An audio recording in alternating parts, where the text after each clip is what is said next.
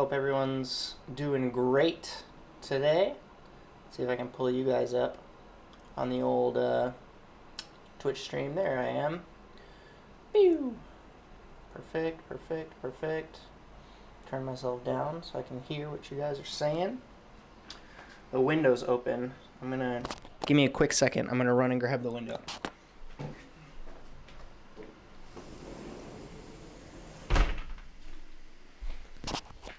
It's gonna be a hot one in Seattle today. I mean, I say hot, but it's only gonna be like 72 degrees.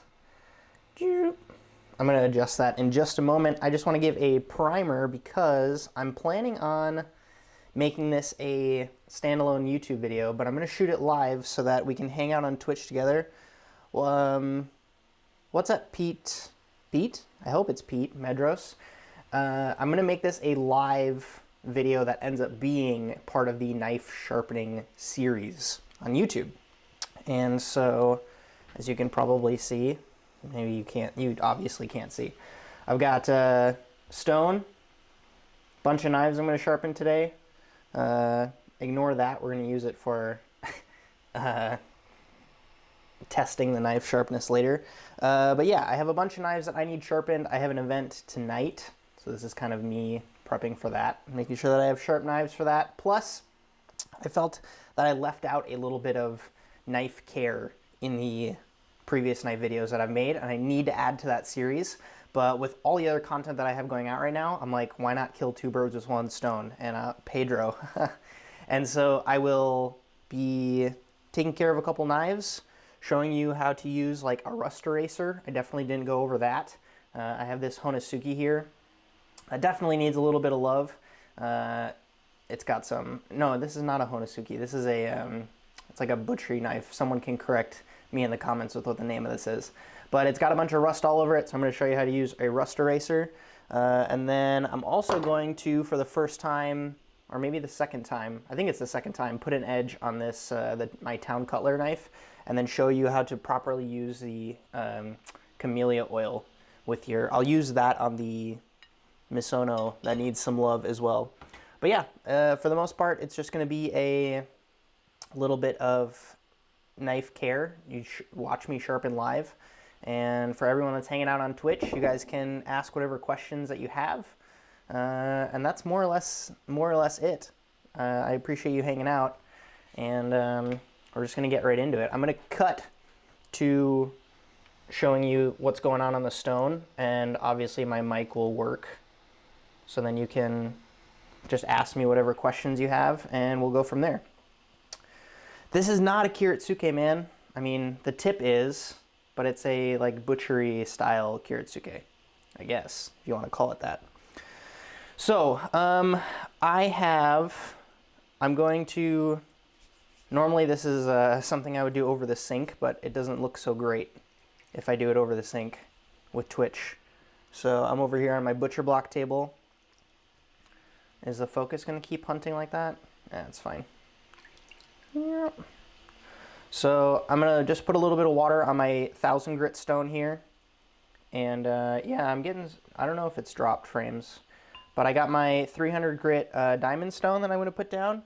And that's only going to be for a couple of the knives here. So I've got the Kiritsuke from Dalstrong that I want to see how it performs when I put an edge on it. I got my Ninox slicer. I need to put it needs some love. My Misono isn't that dull, but I'm still going to put a little bit of an edge on it, or at least reshape it a little bit. The Misono, obviously, and then the Town Cutler. That's what we're sharpening today.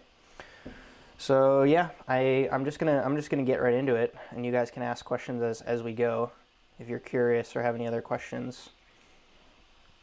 This is going to be like an ASMR style sharpening video.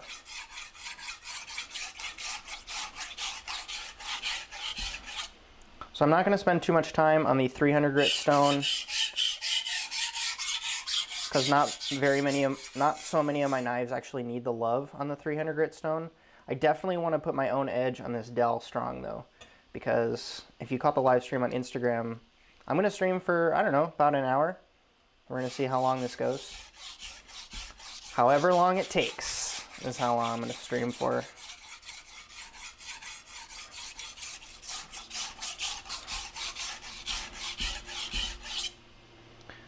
So, like I mentioned on Instagram yesterday, there was a little bit of, I've been finding some chips on the edge of this.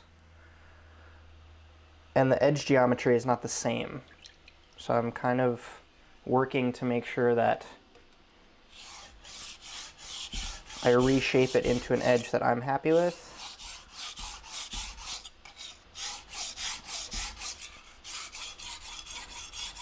I like a little bit of a finer blade. We're going to see if the Dalstrong can hold that kind of an edge. I'm definitely screwing up the shinogi on this knife, but it's fine. Yeah, that's so fucked up. So what I'm looking at right now... Oh god, did I lose it? Okay. So what I'm looking at right now is to see if the knife is actually straight. Because it's not... It's so annoying. The edge isn't being straight on me.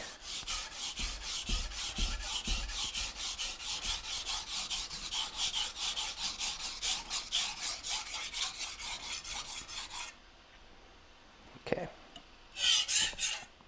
I'm gonna slice my aux cord, or my mic cord. Hashtag YouTuber chef problems. How can we rewire this so that it doesn't... Gonna whoop. There we go. Maybe that's better. I'm drinking coffee. Ethiopian AeroPress for everyone that's chilling. What's up, Thomas? Tommy J.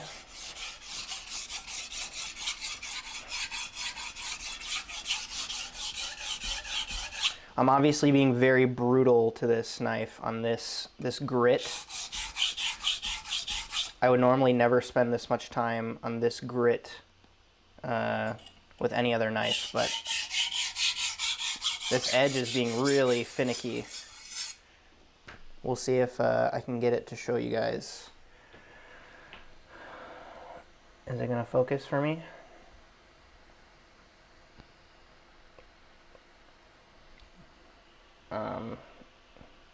Let's see if that'll focus. There we go. Okay, so no, I don't think it's gonna show you. But regardless, I'm able to get an edge back here. It falls off, then it gets really harsh. Then there's basically no edge here. A little bit of an edge here, and then the tip is reasonably consistent. But that's really frustrating. Because it's like my angles are super consistent. I honestly feel like this knife is curved. Just super annoying.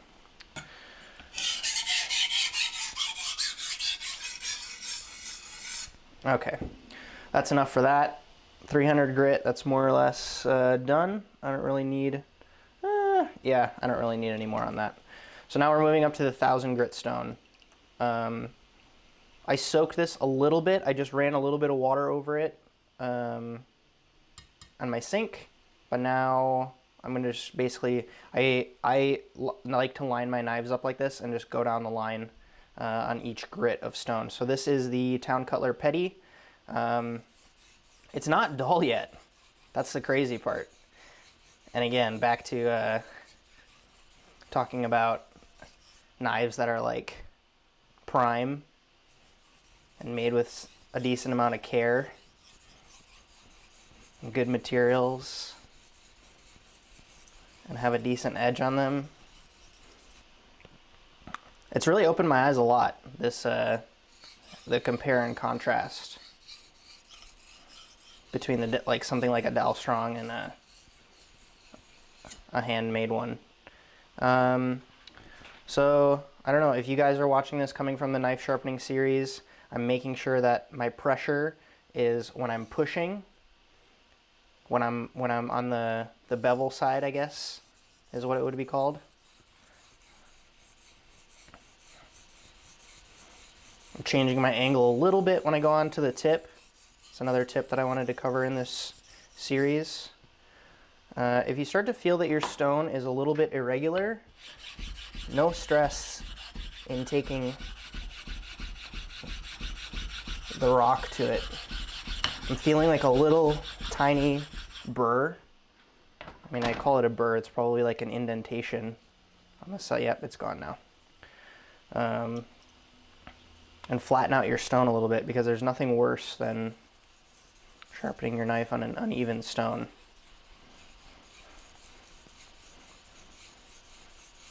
So yeah, I changed my angle on my tip just a little bit, just to make sure that, because it's a different shape, right? And then when I flip my knife, my pressure is in the pulling motion, right? And then the pushing motion on this side is just to kind of reset. And you might notice I do this little swirly curly motion on the other side. I'm not really sure why I do that. It's just the way that I do it. Also notice that I'm using the entire stone. So ZDK8, I'm using a Mizuyama 1000, 6000 stone. I'm on the 1000 grit side right now. Man, the geometry of this knife is so good. Okay, so I've done quite a bit on both sides. Now what I'll do is I'll check the burr, see where the burr is at. If I need to do a one side or another. If I feel a little bit on one side, I'll just touch it up a little bit and just make sure that the blade is even all the way throughout. Shout out to fucking Galen, man. He's got just enough blade to handle clearance on this, so you don't feel like you're bumping the handle when you're sharpening it. Yep. So now I'm just taking a good hard look at it, just making sure that this is very easy because I can see exactly where the edge is in relation to where the patina starts. So I can see it's like it's a good tell of where your edge is in relation to the rest of the knife. If you're having trouble getting this down, I'll get it so you can see me. Yeah. If you're having trouble with your angles and what you're ending up doing is creeping up the edge of the knife with your angles, you can take a like a dry erase marker or like a just like a colored marker, maybe not a Sharpie, but something that's not so permanent, and just draw on the entire blade, or at least, you know, closer to the edge, and then take it on your stone, and then you can see where in the knife that you're creeping up the side of it. That's why I'm so frustrated with something like this, because it's creeping up the side of the knife in some places, and in some places it's not happening at all. But that's a good tip that I saw someone do. I don't remember who it was. Let's see if I can get this to where it was. I really liked that angle. So yeah, this is more or less done. Now I'll move down the line, going to the Misono all carbon. This is a much harsher angle on this because the blade is very, very thick, and there's not a lot of distance between the top and the blade, the spine and the blade. So this knife definitely needs a little bit of love. But yeah, so I'm, instead of keeping it as flat as I can, it's a very, very harsh angle with this knife because it just very drastically goes from a big hunk of steel to a blade. And the reason behind that is so that it can go through chicken bones. I mean, not through chicken bones, but so that when it hits a chicken bone, it's not going to split. And we're obviously going to go to a rust eraser on this afterwards. This isn't crazy dull, but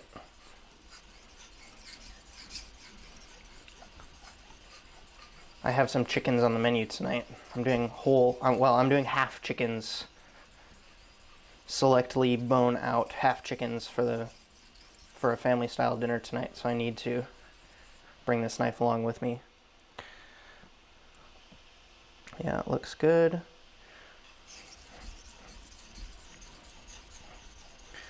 This is very similar to a mandolin blade, so you can essentially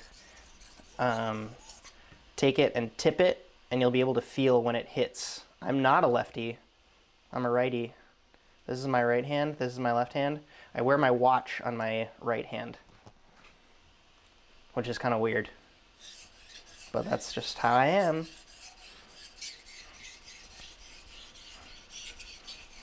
So the edge is very harsh on this.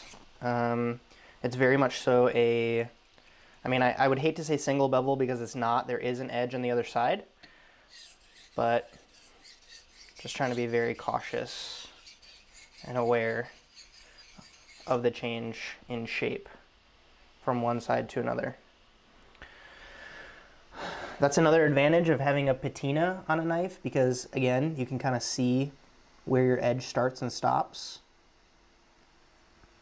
Yep, super sharp. Like some weird debris on this knife. I feel like I tried to do a rust eraser on this and it didn't really work out very well. But just from wiping it down, it's already starting to look a lot better. Once I get some water on it, clean it off. This side definitely has a ton of patina on it, so we will address that at the end.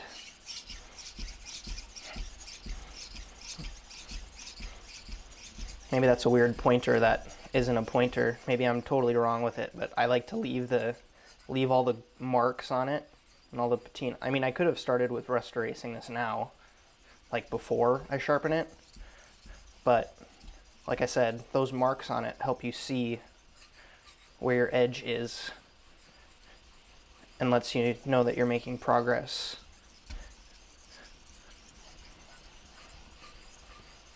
So yeah, as you can see, I'm definitely spending a ton more time on the bevel side as opposed to the, as you can see, I'm spending a lot more time on the bevel side than the not bevel side, I guess. Someone can also correct me in the comments of what that term is, because that's where the blade is.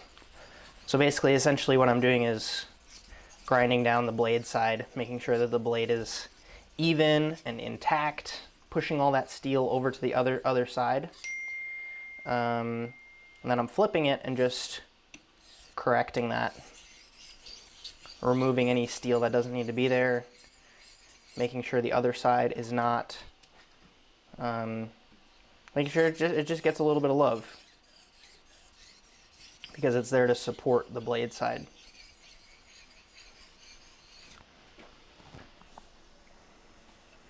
Okay. So I'm feeling decently good about that edge. Yeah, it feels good. Gonna do a little bit of a, what do I think about sous vide?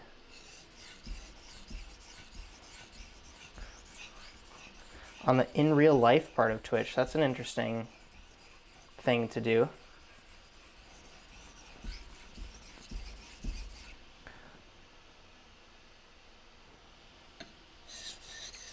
Sous vide is great. Sous vide is, I mean, I always tell people that cooking is literally all about time and temperature, and being able to control it is like a chef's dream. So there's zero reason to not like sous vide. There's a lot of people who take sous vide as a substitute for cooking.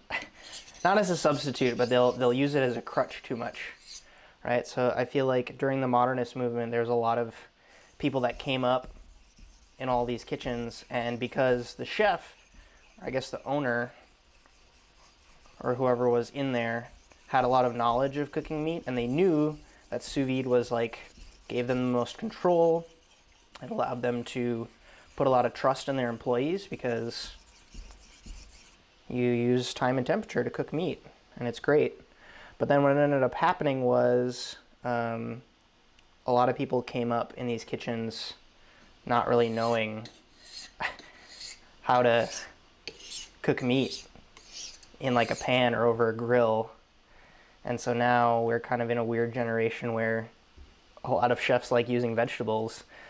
Not just for a myriad of reasons, right? But one of them is like they're cheaper. Um, they have a little bit more flexibility in overcooking them, but I would also argue that a lot of chefs don't know how to cook meat properly.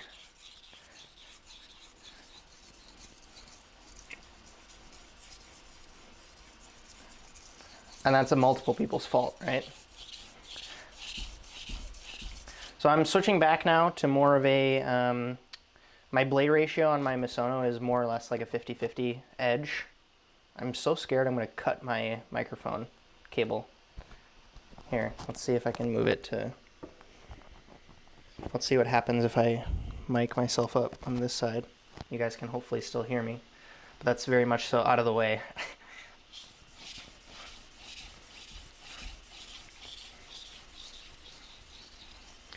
So this, like I said, I'm switching to more of a 50-50 blade ratio on this Misono.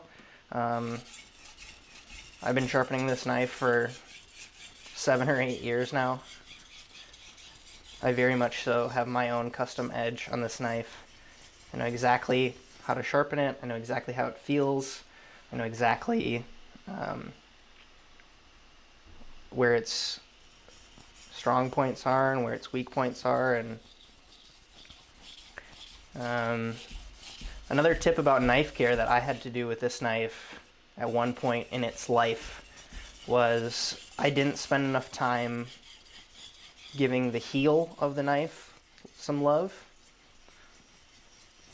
So what ended up happening was when I would set the knife down on a cutting board, the heel would be touching, and then there would be this gap, and then this part would touch. Does that make sense? So I wasn't spending enough time grinding down the heel area of this knife, so I had to take the heel on like a 300 grit stone, because I wasn't, when I was going down the stone, I wasn't finishing the motion. You should be like, if the stone is here, you should be spending some time going forward and back on the heel of the knife to make sure that you're grinding it down just as evenly as the rest of the knife. Because otherwise what will end up happening is you'll have this weird gap where the heel is taller than the rest of the knife because you don't finish the motion. Very similar to like if you don't take care of the tip. So I'm going all the way down and spending some time on the heel, and I'll literally put my thumb on the heel of the knife, press it down, and that's just my last few motions, just to make sure that I'm giving the heel a certain amount of love.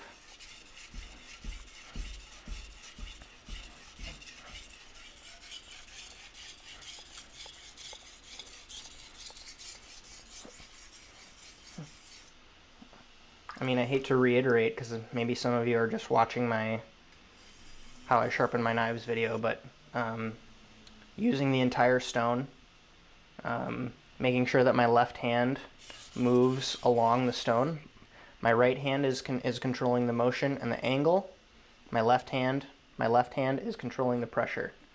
So forward and back with my right arm, and you see that my left hand stays in contact with the knife and the stone. To flip it, how a lot of people will sharpen sometimes is they'll be here controlling the angle, but there's no way to know, like they'll be going up and down like this, but there's no way to know what the pressure is like unless you're like physically touching the knife. And I know a lot of what I said was to have my finger here to adjust the angle, but I know what my angle is. I'm super confident with where my angle's at. So I don't feel the huge need to have my finger on the knife to check it because the muscle memory is just there. And I know that my angle is consistent. Okay, so this one is more or less there. I'll do the same thing where I'll take a look at it. Just make sure that if there's any chips in the knife that need to be addressed, that I'm getting to those. The edge on this looks really good. Like I said, I'm super familiar with this knife, so I know exactly what to expect. Very similar with this one. I've been sharpening this one for a long time. This is my Ninox slicer. Super hard steel, so I can pretty much count on this knife lasting a really long time with the edge. Some people stream crafting or cooking on the IRL part of Twitch. I just found someone streaming on their food truck, just trying to help. Yeah, that's dope. I don't know what category I put myself in right now on Twitch. I definitely should be a little bit more conscious of where I'm promoting myself.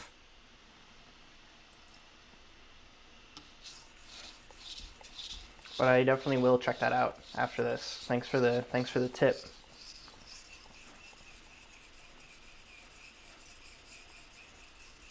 Yeah, very similar to my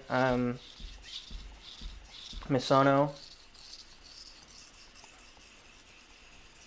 where it's not such a harsh ratio. I'd say that with my Inox, I do like a, I don't know, I hate to say 70-30 because it's not that harsh, but I also hate to say 60-40 because it's not that even. Can I say 65-35? Does that make me seem too picky?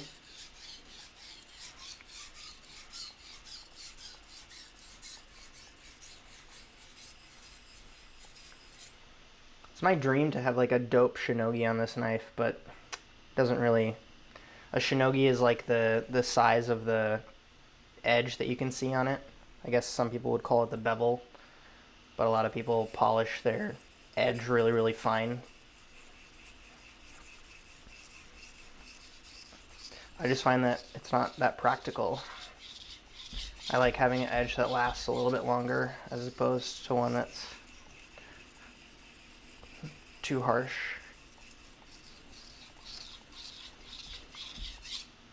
This is definitely the longest lasting part of the process, is this 1000 grit side.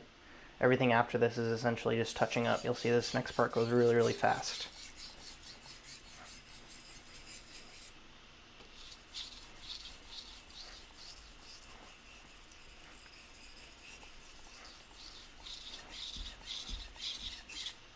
Okay, so that's done. Now we'll move on to the Dalstrong, which again, edge is super wonky on. I'm almost positive the factory edge on this is like a 50-50 edge. So I'm going to attempt to keep it the same.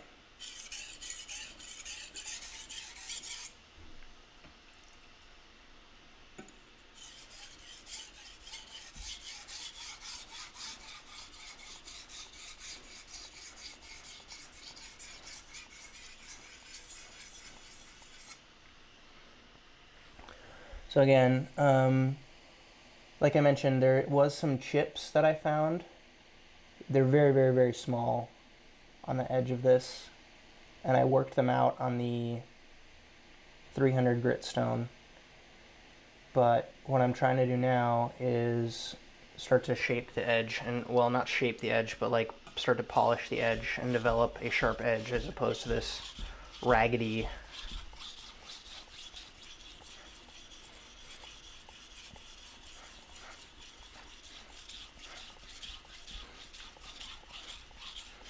I'm applying way more pressure on the 1000 grit stone than I will on my other two stones I'm going to hit this with.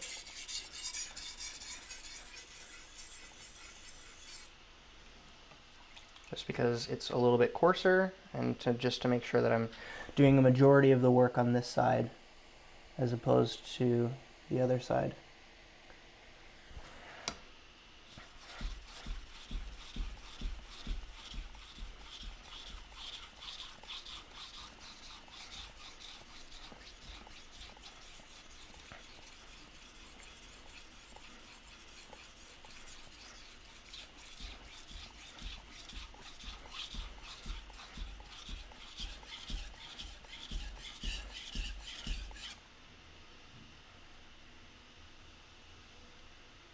How many people do we have watching? How's everybody doing?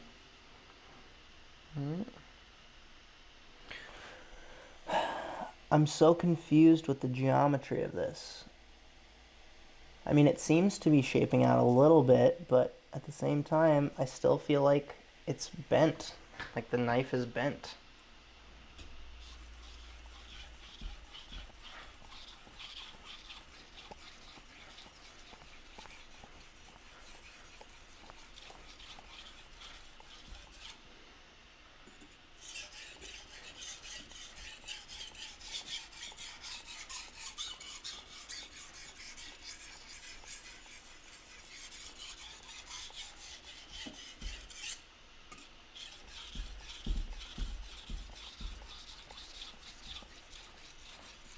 Okay, I think this is good. I'm feeling relatively confident in the way that this edge feels. Yeah, consistent on both sides. Clean up this side just a little bit. Okay. So that'll more or less do it for the majority of the work that I do on my knives. Switch it up a little bit to my 300 grit stone. This is a Mizuyama as well. I do not soak this stone because it cracks if I do that. Seeing that I've got a little bit of a bump here, so I'll clean that up a little bit.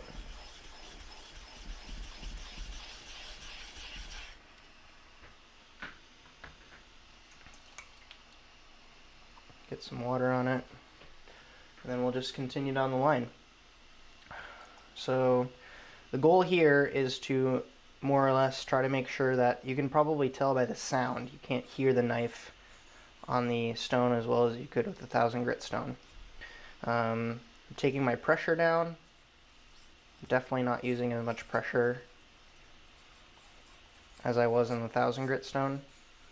This is where the refinement process happens. And I'm also going to do way less passes on the stone.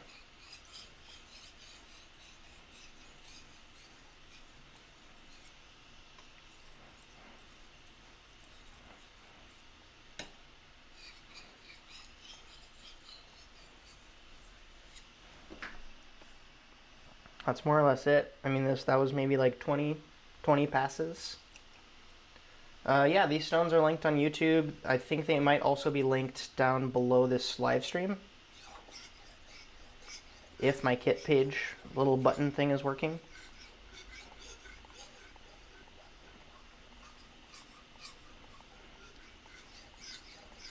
But yeah, if you check out kit.com/Justin Khanna, you can check in my what's in my knife roll, or like my chef kit.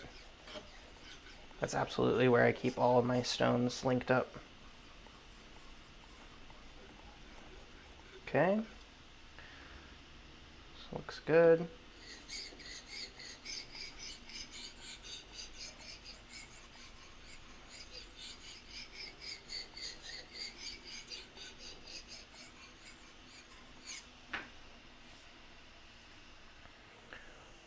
Again, I'll do the same thing, just double check that everything looks hunky-dory. See, the tip on this one needs a little bit more love.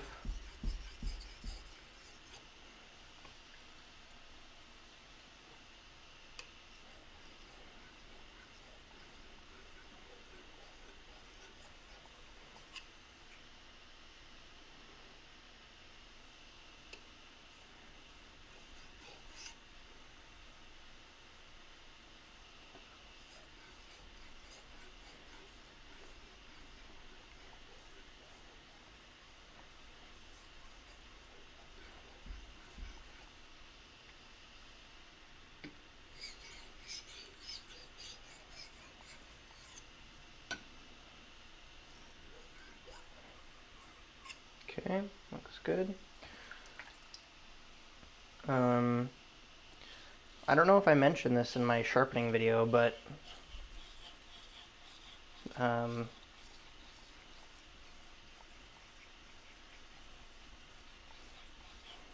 some of the knives that I'll do, I will actually stop them on this 300 grit stone because I don't want the edge to get that fine and polished. Especially when I would be doing a ton of heavy vegetable projects. With this knife, the UX10, when I knew that my prep list had a ton of heavy vegetable projects, I would only take it up to this level because a lot of times if you take the edge super fine, like on a 6000 or 8000 grit stone, it's super sharp, but once you start banging it up against a cutting board and going through root vegetables, the edge will either way more likely to chip, or because the edge is so fine, it'll curl on itself. So I would prefer to keep it a coarser grit, just to try to just to make sure that it doesn't fall victim to that. And then there's other knives that either I would use for butchery or for carving meat during service. Those I would absolutely take up to, or prepping garnish. Those I would absolutely take up. ZDK8, you're a subscriber now. Thank you. I'm so happy that I can offer that feature. I need to get a plugin installed that gives like a little thank you to Twitch subscribers when they subscribe. I really, really appreciate that. If any of you guys have Twitch Prime, Amazon Prime, you can support my content for absolutely free via becoming a subscriber on Twitch, which is amazing. Okay, this feels good. Again, most of the work should be done on your lower grit stones. This should be a very passive process. It shouldn't take very long at all. I can't decide. Fuck it. I'm gonna take this one all the way up to 6,000. See what happens. Let's just see what happens.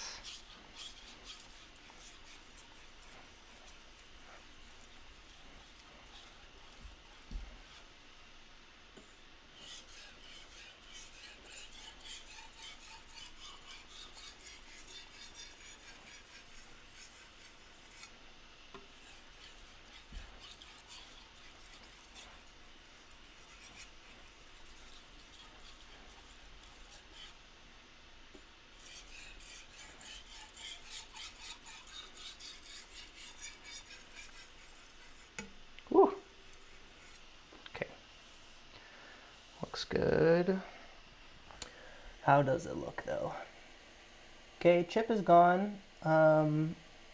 Edge is developed for the most part. Not bad. Not bad, not bad.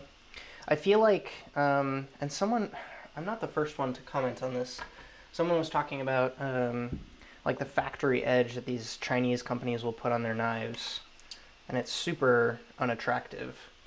It's really not nice at all. So the idea that I wasn't super happy with the edge that came along with it is understandable. And again, it's one of the reasons why I want to take the knife all the way through its paces before I review it. That means using it all the way up until it gets dull or the edge starts to fail, then sharpening it, and then using it again. This is another point that I didn't bring up in my the gear video, is that when you're straightening out your stones, you should be beveling the sides. Oh, my towel's wet. This is what you do.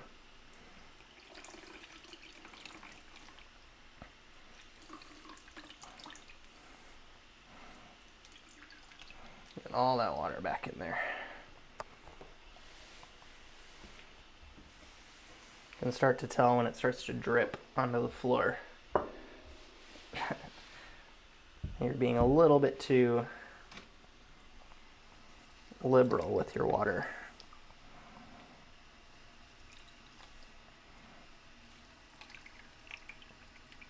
Okay.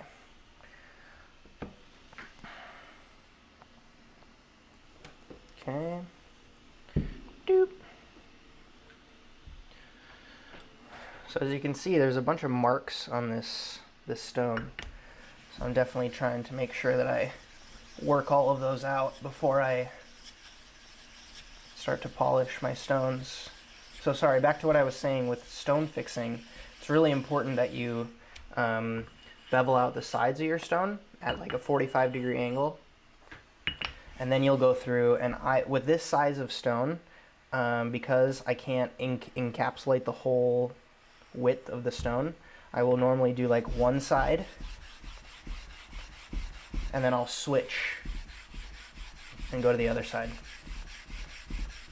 And then I'll switch and go to the other side, switch and go to the other side. Then sometimes I'll do You guys probably saw it earlier. I'll do like round motions.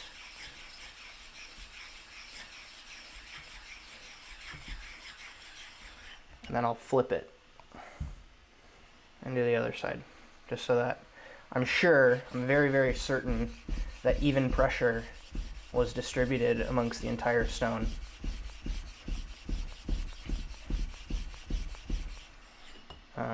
Okay, that's that. I don't wipe it clean. Maybe I should. I like leave all the mud on the stone. I'm not sure. What's up, Sergeant Peppers? Good to have you here. Yeah, I'm not sure if it's good or not to leave that mud on the stone. I know the steel mud is good. I don't know if stone mud is good. This part is very fast.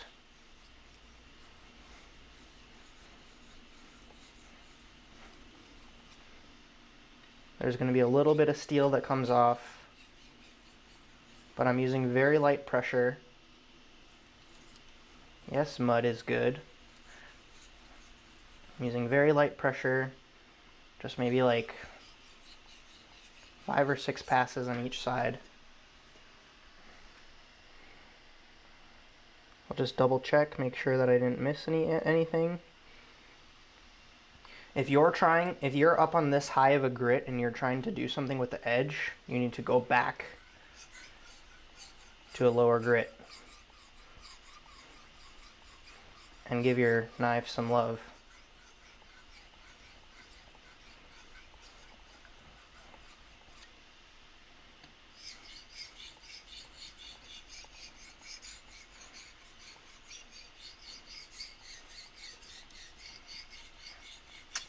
D-Pana, how can you get notified when I'm live on this page?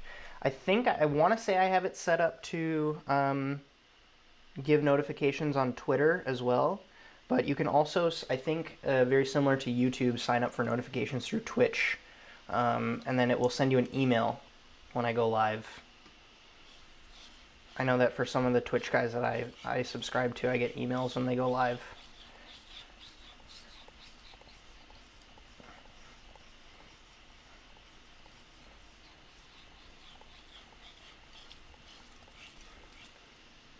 Like I said, with this UX10, there's times in the past when I would stop it at the 3,000 grit side. But because I know that I'm using this for different projects these days, I will absolutely take it all the way up to the 6,000 grit stone. See, this is super fast. I'm like rifling through these knives because once your edge is set up, this process is just polishing. You're just making sure that you are taking advantage of the higher grit, getting any of those little micro pieces of steel off, refining the edge. I'm not using a ton of pressure, making sure I get the whole blade, using the entire stone, giving the tip a little bit of love.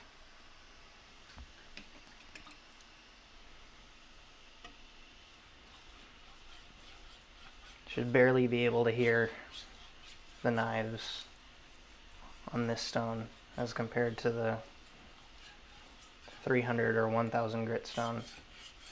It sounds pretty much the same as the 3000 grit. But again, you're rubbing a piece of steel up against a rock. Check that. That looks good.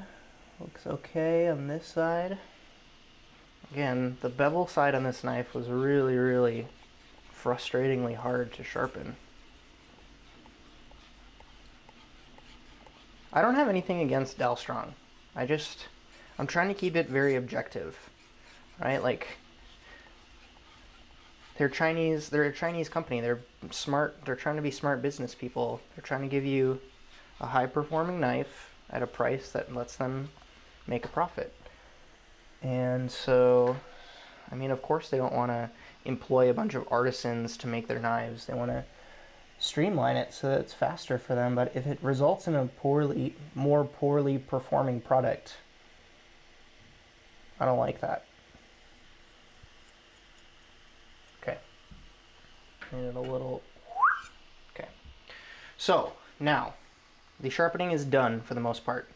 What I will do now is start the care process for each knife. And that varies across the board. It kind of depends on what knife it is and what it needs. So I'll start by, it's kind of a dangerous stack I just made. That's fine. Okay, so I'll start by just taking a look at individually all of the knives.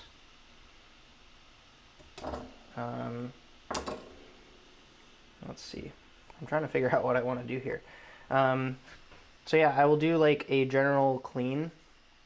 I know this knife is like full of steel and mud right now, but I'm just, you know, for all intents and purposes, I'm just kind of showing you what it'll normally look like. I'll get, what's up, Nunez Cook? I'll just try to make sure that I'm getting any, like this one has a little bit of, like a little tiny piece of, I don't know what that is. There. So I got that out. Just kind of going around making sure that all of the entire knife is nice and clean. If you have any sort of, I know like the Ninox handles will have like up here where the balance bolster is, sometimes food likes to get caught up in there. So I'll take a knife or a wooden skewer sometimes and go through and clean that out just to make sure that there's nothing chilling in there. I know that sometimes you try to put your knives away as clean as you can, but sometimes you're in a rush or you don't get to spend the amount of time during the week that you would normally get to. I really like to get underneath the blade here, get underneath and make sure that all that looks good. Same with the UX10 where the bolster is here. Sometimes it's like it's a right angle, and food likes to hide in right angles. So I like to make sure that while I have the knife in my hand and I'm not stressed out about the kitchen, I'm taking that into effect. Yeah, I mean, if you're talking about good design, you can definitely tell where I mean, you can literally see it here on the blade, where it's like it stops and then goes. Hope you can see that. It like stops right here and then all of a sudden, oh, it's Damascus. I think that's crazy. But yeah, if you want to talk about a design that doesn't allow food to get into it, it's this one, which is great. Okay, so once I have all my knives more or less like clean to a point where I'm happy with, then I will start rust erasing. Very important that whatever you're rust erasing is dry, because this will kind of cause clumping.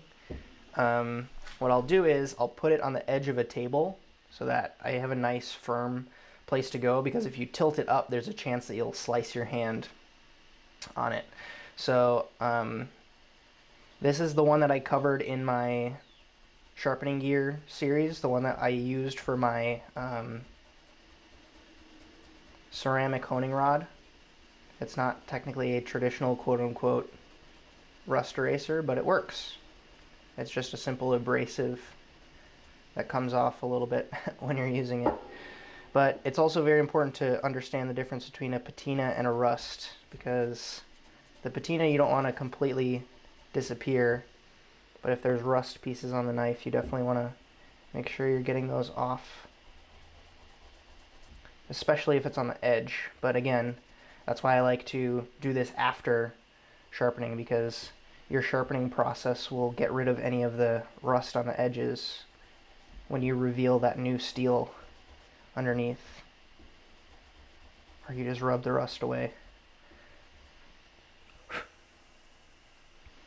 Okay, got up by the bolster, and I'll come to this side.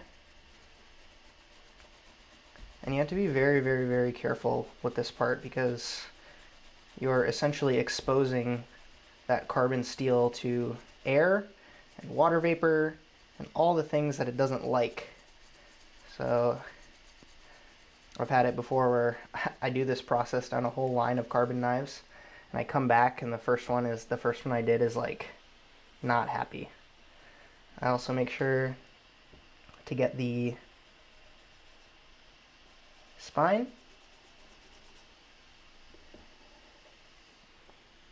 Okay, looks good. I mean, is it gonna focus for me? Again, not perfect, but definitely looks way better than when we started. And this patina on this side is welcome. I'm okay with a little bit of patina on this side. So then I'll do a quick wipe with a wet cloth, just to make sure that all that debris goes away. Same with this one. This one doesn't have any rust on it yet, but it is a carbon knife, so I'll start to use my Camellia Oil here. Very, very, very simple here. Take the water off. Take the Camellia Oil, give it one, it's like a half pump. It's not even like a real pump. And then I'll kind of rub it with my fingers all the way around it. So I'll make sure I get the spine. Make sure I angle my finger so it gets the edge and I don't slice my finger off. Get up by the bolster. I'll come up on the tang, I guess. You can. If it's a knife like this that has steel in the tang, you can. If you're not really that worried about it, you don't have to. Yep. And then again, I'll do the same with this one. And if I were to have 3 knives, the amount that's on my fingers right now is definitely enough to cover another knife. But just for sake of showing you guys, there's a little spritz motion. So again, I'll try to make sure that I clean off all that oil so that it's not drenched, but it's definitely covered in a way that is just going to... You literally need a single layer. You need a single layer of oil so that when water tries to interact with the steel, the oil is going to repel it. And yeah, obviously I don't need any rust on the other two because it's stainless. Take my handy dandy... This Twitch stream is sponsored by... Just kidding, it's not. Some people, and I don't know if I talked about this in other videos, but some people actually like to open a magazine and strop on a magazine or a newspaper. You totally can if you want. That's what you're into. I mean, I guess I can. Some people like leather, some people like synthetic strops. Yeah. And yeah, some people like newspaper. I don't really know if this is doing anything. I'm just doing this to be romantic. Yeah. Okay. And then, as you guys saw in some of my other videos, I'll take a piece of paper. We will go through and just make sure that when it's curved, the knife can cut it. Yeah, cardboard is better than newspaper, I would assume. It's probably a little bit harder. I'll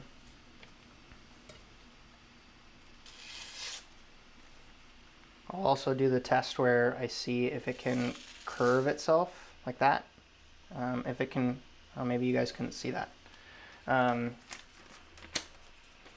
Yeah, if the knife can go through and curve like that, and it can give a curved cut on a piece of magazine paper, that's definitely sharp.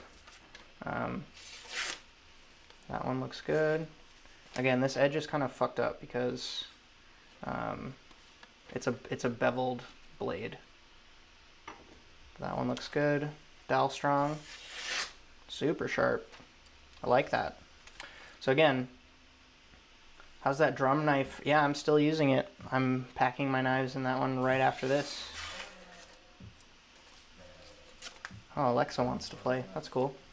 Yeah, very cool.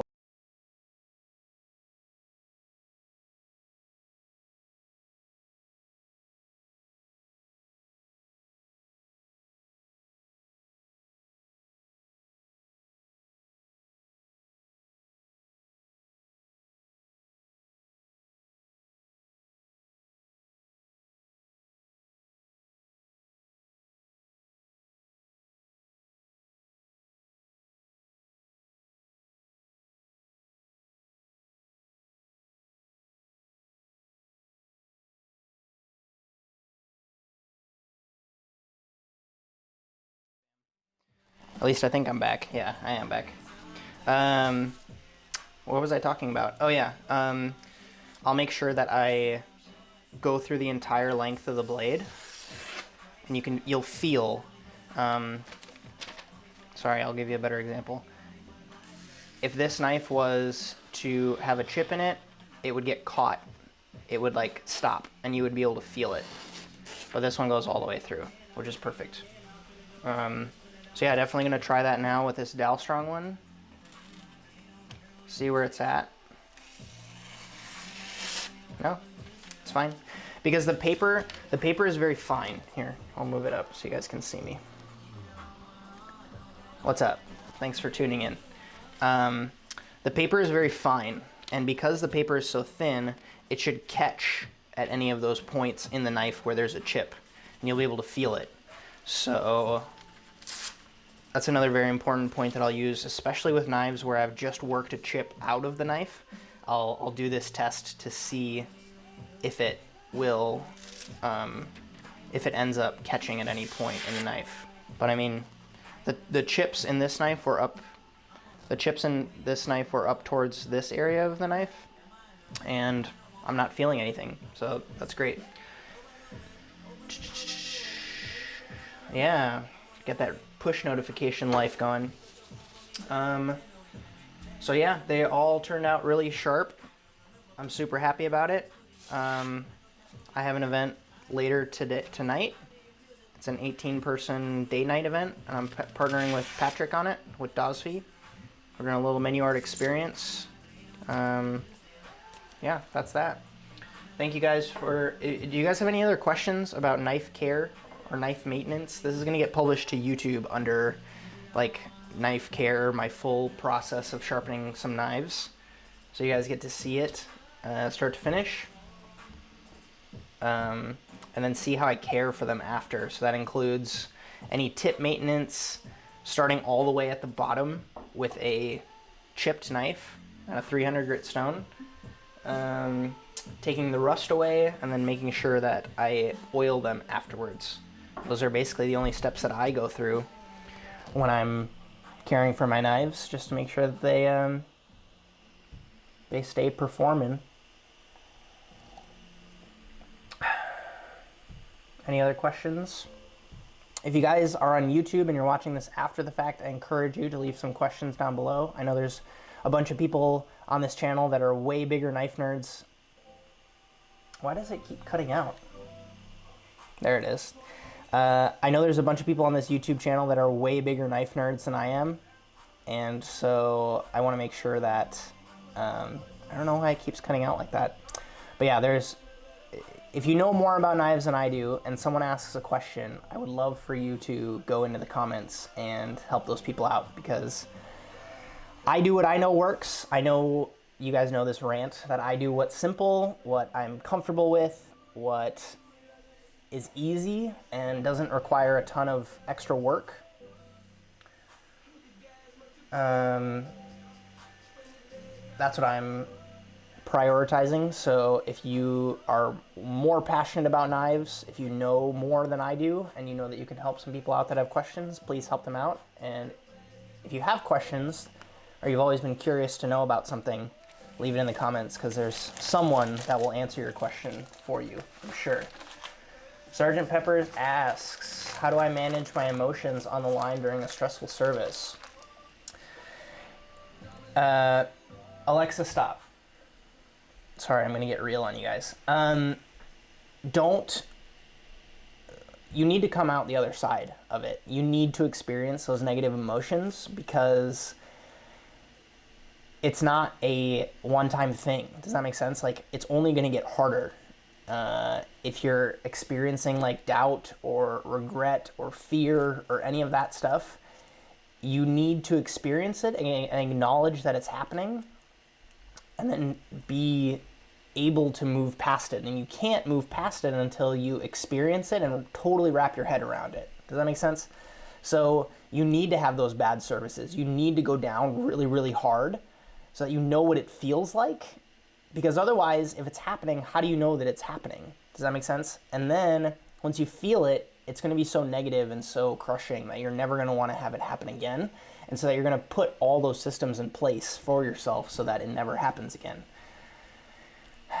And again, I mean, I hate to say that. I hate to say it that you have to go through it, because I don't want anybody to have to go through those feelings and those emotions. But having gone through that, and I mean, running out of mise en place on a Friday night and setting your partner up with food that the head chef isn't happy with, I know how that feels. And I know what it feels like to stay after for 4 hours and do a project all over again because chef wasn't happy with it. And that only made me a better cook. That only made me a better chef. So that's Nunez cook goes into the walk-in and screams really hard at dead meat. That's so funny. Yeah, and you have to internalize it, right? Like, you have to... I didn't really wrap my head around... I mean, I still don't wrap my head around it. The people that say, like, you should act like an owner, or you should act like you're the chef of the restaurant, they just want you to take it seriously at a certain point. What I am translating it to now is making it internalized in yourself and taking responsibility for your actions, as opposed to if you didn't get good mise en place, or if someone didn't communicate with you well enough on that pickup, or if you got a crazy ticket that you're not happy about, it's on you how you respond to those situations. It's not the fault of anybody else but yourself how you respond. And if you're going to kick and scream and yell, you're not helping the situation. You're not helping anybody. And it doesn't matter how frustrated you are, but you need to deal with it yourself. And you need to be the bigger person in that situation. And that's my advice. It's not very romantic advice. I don't have... it's just food. You know what I mean? That's the other thing you need to wrap your head around, is it's just food. And it's like, no one's living or dying over this stuff unless you're, you know, sending someone with an allergy, an allergen.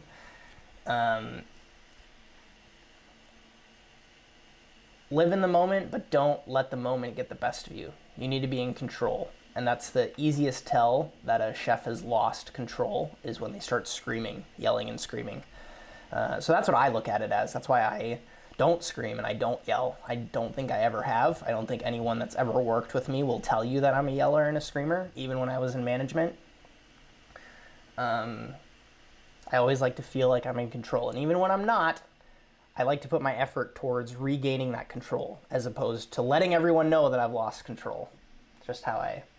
Okay, good. I'm happy you like that advice. I hope you put it into practice. I hope you... It's a mindset thing, right? Like, it's not like you're going to show up tomorrow and you're going to be like, oh, I put in Justin's advice and it worked. It's like, it's going to take a couple of years for you to experience that. It's hard because there's a lot of pressure and a lot of egos at play in a kitchen. That's a little add-on to everybody who was kind enough to watch till the end here. Hopefully you guys enjoyed that advice. Yeah, that's it. I gotta head out and start prep in the next hour or so. So I'm super excited. Thanks to everyone who tuned in on Instagram last night and watched me make bolognese. Next live stream is next. I'm going home next week. I'm going to Wisconsin next week. So I'm leaving Seattle. I'm still going to do a solo podcast episode, but I'm thinking of including a guest in the solo podcast episode. I don't know who it's going to be yet. I don't know yet. I'm going to be home. We're going to see who I can include in that podcast episode. So stay tuned. Thanks for tuning in. I hope you have a good one. How do I turn this off? Too many devices.